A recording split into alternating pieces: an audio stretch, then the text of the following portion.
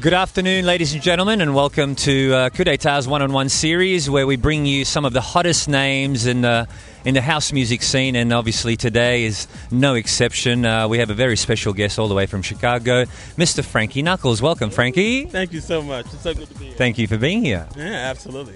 Now, I'd like to start with, firstly, it was such a different musical landscape in New York when you were playing with Larry Levan at the Continental Baths. Now, what did the term disco mean at that time, and what stuff were you playing? Well, there was no such thing as disco during that time.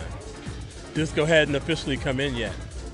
What year are we talking about the Continental Baths? About between 71, 72, and 76. So what kind of music were you playing back then? Lots of soul, lots of very danceable soul, lots of things that came out of Philadelphia. Philly International was the place to get your music from, because all the greatest singers were there. So, but I would say between 72 and roughly about 74, 75, it was all soul. Disco, the first disco 12-inch didn't really come around until like 76, like towards the end of 1976.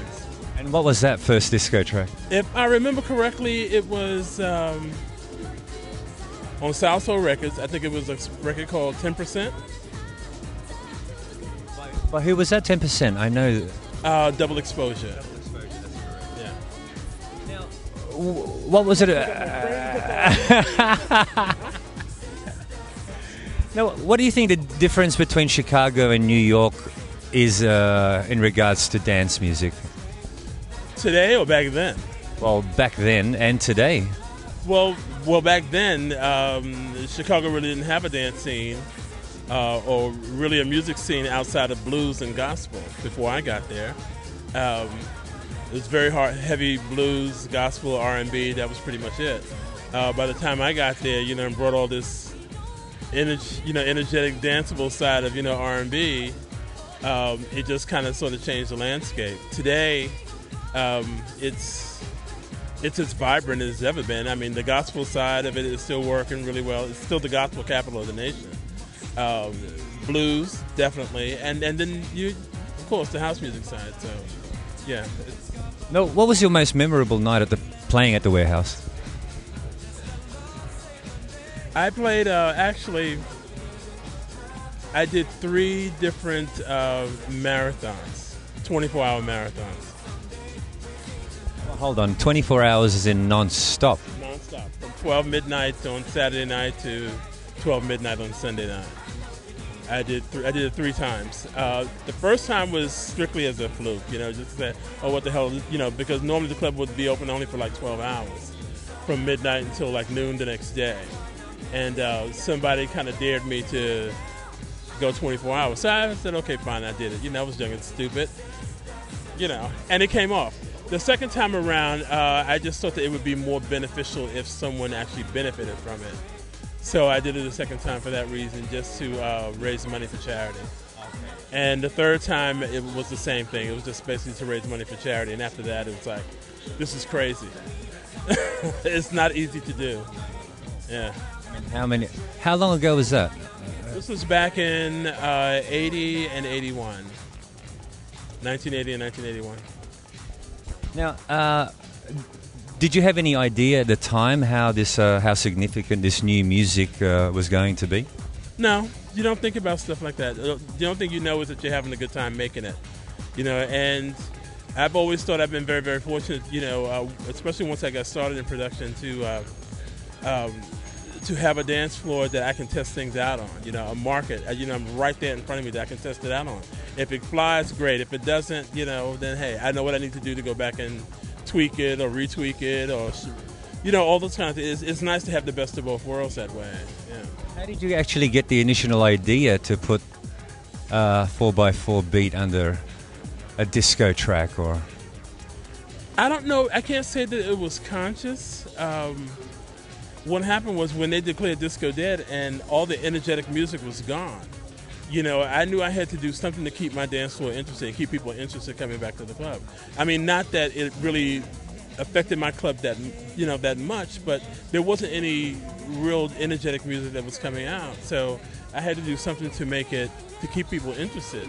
So I was taking existing songs that everybody already knew and just layering just different, programs, beats underneath it.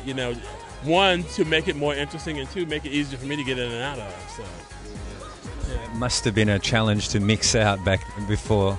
Well, it was. It really, really was. Especially, the kind of turntables you had to deal with, and not everything always locked up. I mean, believe me, technology has really come a long way with this now. You know what I mean? And it's more of a DJ's game, so much as a producer and a songwriter's game. You know what I mean?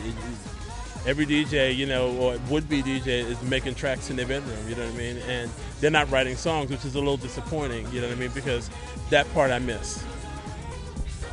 Now, I understand you're back in Chicago these days with a new residency. Can you tell us more about that, and what are the club kids there into, musical-wise? Well, the residency in Chicago is at a club called Crimson. Crimson originally was a lounge. It was more of a chill-out lounge kind of place.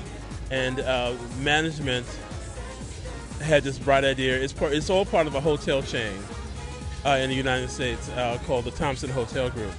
And they decided they wanted to do high-profile DJs in the club. So they went after, high-profile DJs like Lindsay Lohan's girlfriend. You remember her name? I can't remember her name. People like that one weren't real DJs, that don't do this, do this for a living, you know what I mean? And it's really a career for them. I think they're more celebrities, if you will. Exactly, as opposed to serious DJs. And they might take, they might have a problem with me saying that, but, when you put 40 years into it, then you can talk to me.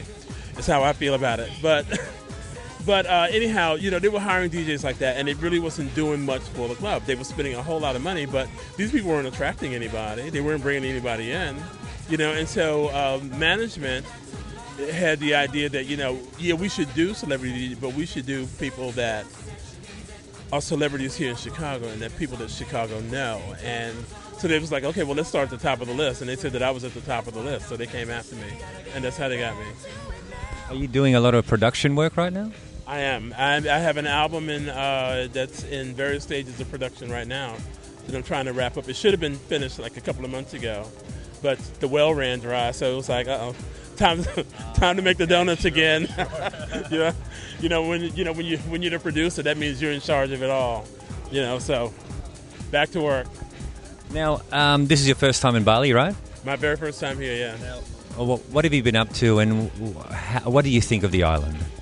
I'm in love with this place. I understand why you got here and you stayed.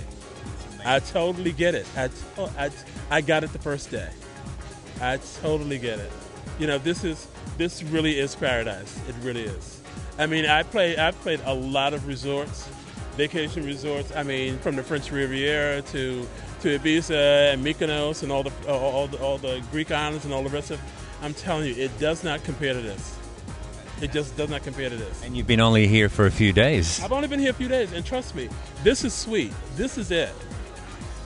This is it. I mean, to walk in this room the other night, the other afternoon, and see all these people. I mean, it was like culture shock, because I came in, the night before when I came in here, it was very quiet, very peaceful, very serene. People sitting around having dinner. When I walked in here the next day, it was like, this can't be the same place. It amazed me. It absolutely did. It amazed me. And then how people reacted. I was so not prepared for that. But it was right on the money. It was spot on. So thank you very much, and I hope you have a good stay for a few more days, right? Thank you so much. Thank you. Thank you very much.